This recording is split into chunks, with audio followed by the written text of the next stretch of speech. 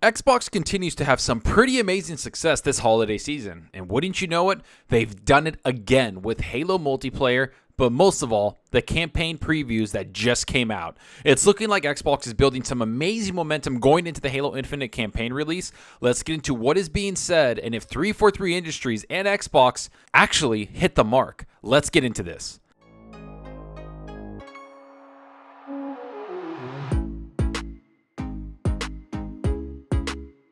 Hey, what's up everyone? Thanks for stopping by and checking out the video. Remember to hit that subscribe button and that like button. The support is greatly appreciated. And if you want to be notified on future content, hit that small little bell icon. And if you really want to go the extra mile to support the channel, hit that join button. It helps out the channel tremendously. Okay, so I have to admit, I didn't expect Xbox to come out this motivated during the holiday season.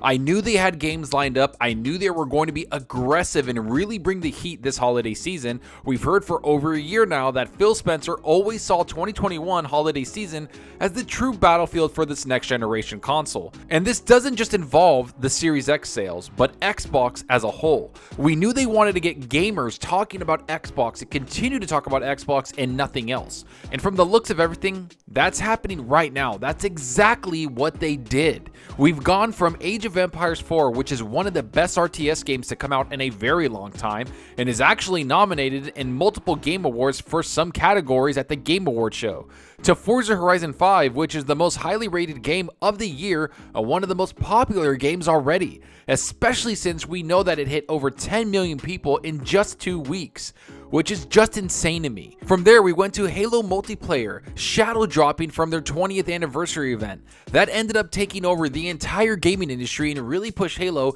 into the stratosphere of gaming hype.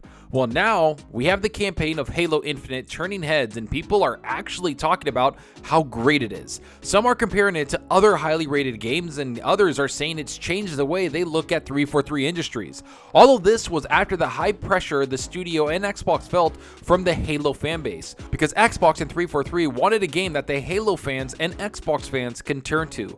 Well, let's get into some of these previews and see what people are saying. But as it stands right now, Xbox just might have another highly rated game yet again. Since then, Microsoft has been hard at work restoring faith in Xbox itself.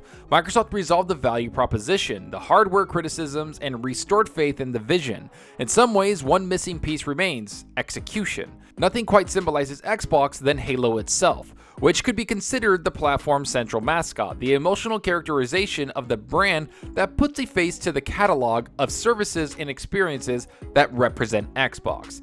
It's with this in mind that I recently previewed the introduction to Halo Infinite across the first few hours on Xbox Series X. Therein lies Halo Infinite's central challenge. Can it appeal to the game's hardcore fanbase while navigating expectations of modern gamers, many of whom have grown up in a world where Halo is no longer considered the epitome of FPS combat? The final verdict will come in our full review in December when Halo Infinite properly launches. But in my brief glimpse this week, I have to say that 343 Industries has won my optimism. Halo Infinite may resolve one of the biggest crises to hit Xbox in recent years: doubt over its ability to deliver top-flight AAA story-driven experiences. Okay, so the first thing this article from Windows Central brings up is that Xbox had to restore a lot of faith or confidence in Xbox itself and the gamers. We've known for a very long time that Xbox did have an image problem. They had a hardware issue, criticisms from everywhere, and the stigma they couldn't make high quality games, something that followed Xbox around an entire generation. So when the Series X generation kicked off, Xbox had to do something different. They have to build that confidence in gamers around the world, and not just Forza, but with Halo along with every single other game they create. Yet I want to concentrate on Halo because to me that's a game that's in a very, very unique situation, because that game does serve multiple fan bases. There's the casual fan base that understands what Halo is, so they flock to the game by namesake alone. Then there's the hardcore Xbox and Halo fans that truly expect something great from the game, yet they want an experience they feel familiar with. So 343 Industries, the studios making Halo, have a tall order here. So when these previews came out, it was a big moment for Halo and Xbox because they understand the game's going to be judged on its merits alone, which if we look at these previews, looks to be doing very well. I mean, in the article, they mentioned that this Halo game might have resolved one of the biggest crises to hit Xbox in a long time, which is people's doubt Xbox could make a top-flight AAA story-driven experience. That's until Halo Infinite dropped. Here's what else was said in the article. Halo Infinite has the inevitable burden of meeting established fan expectations while modernizing the franchise for new audiences.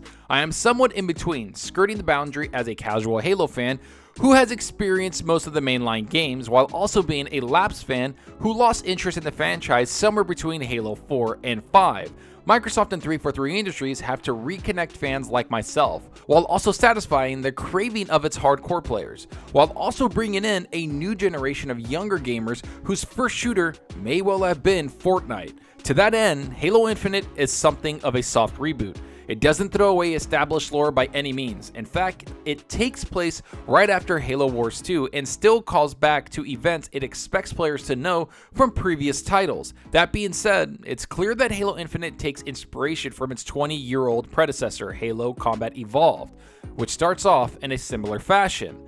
This is something that's been marketed by Halo and Xbox for a long while now. They wanted to go back to their roots. Even the game design and art direction is a far simpler look to Halo instead of the futuristic look that Halo 4 and 5 saw with the armor and character designs. Halo Infinite has always been a redesign or a soft reboot, not throwing away all the epic stories we saw from the previous Halo games, but giving it a new coat of paint and bringing it to a new audience. Because we have to remember, this franchise is 20 years old. The hardcore gamers that have been here since the beginning are going to stay here. What Xbox is trying to do is make a compelling story with Halo to not only grab the hardcore fans or the casual Xbox fans, instead they want to grab those fans along with the newcomers that will enjoy the franchise in a fresh light. That's something I've noticed about this game during its development. Xbox and 343 want this game to be played by everyone new and old, yet they have to nail the story and gameplay down if they want this to be a success, which it looks like they did just that.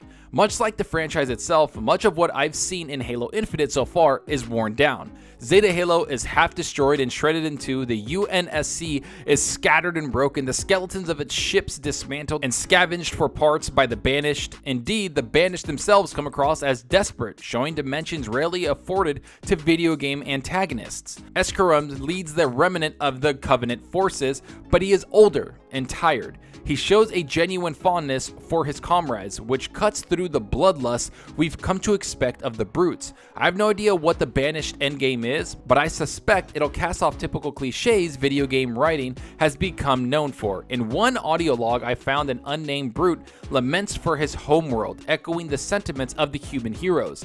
Halo Infinite thus far has shown unexpected depth and humanity. Despite the brevity of Master Chief's dialogue, the villains are multi-dimensional and intriguing, commanding your attention each and every time they appear on screen.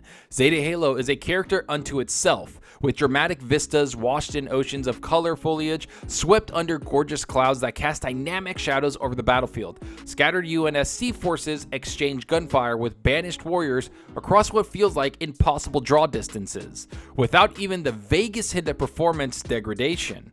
This is one of the most screenshot-worthy games I've ever played. I find myself entranced by Halo Infinite's story direction alone, but it certainly helps that the 343 Industries has utterly nailed the gameplay too. This sounds like an absolute blast for me as a gamer. I can't believe just how positive these previews that have been for Halo's campaign. I always knew in my mind that the multiplayer aspect was going to be amazing. Halo has always dominated when it came to multiplayer gameplay.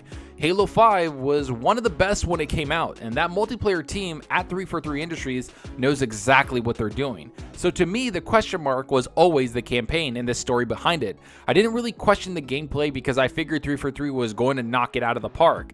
And they not only killed it with the console version, but the mouse and keyboard version of Halo on the PC is very well optimized. So that's something I have to give them credit for. But the story and what this article, along with others, have said really pushes Halo Infinite into one of the most exciting games this year. The Covenant forces to the Banished to the open world bases, fortresses, and of course the multiple bosses and villains expands this game to something we've never seen from Halo before.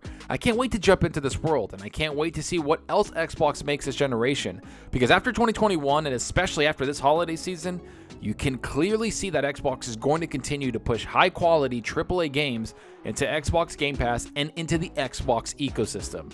This holiday season was the start of everything, and next year is going to be that start of something special. I think that we can finally say that as Xbox fans and gaming fans, we're done waiting. Xbox has finally come around, and they're finally bringing us high-quality games, a lot of games that real Xbox fans have been asking for years now. I'm glad that it started now, and I'm glad it's kicking off with Forza and especially Halo. Let's hope 2022 continues that momentum. But let me know what you think about these previews. Are you surprised by Xbox's success lately? Is this the best holiday season we've seen from Xbox? Do you think Xbox will continue this into the 2022 year? How many high-quality games can Xbox release every year?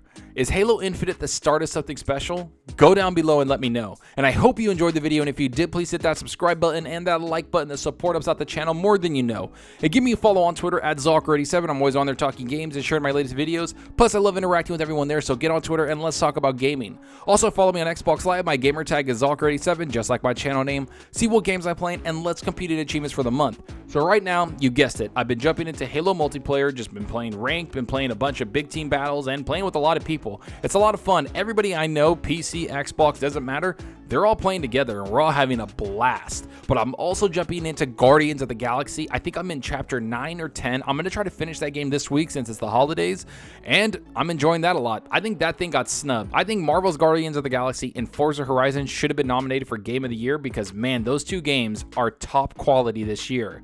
But let me know what you're playing. Are you playing something on your PC? Are you playing something on your Series X? Are you playing something on your PS5? Let me know down below, because that's what we're here for. It's to talk games. And that's all for now. Thanks for watching, and until next time, remember, enjoy your gaming. Later.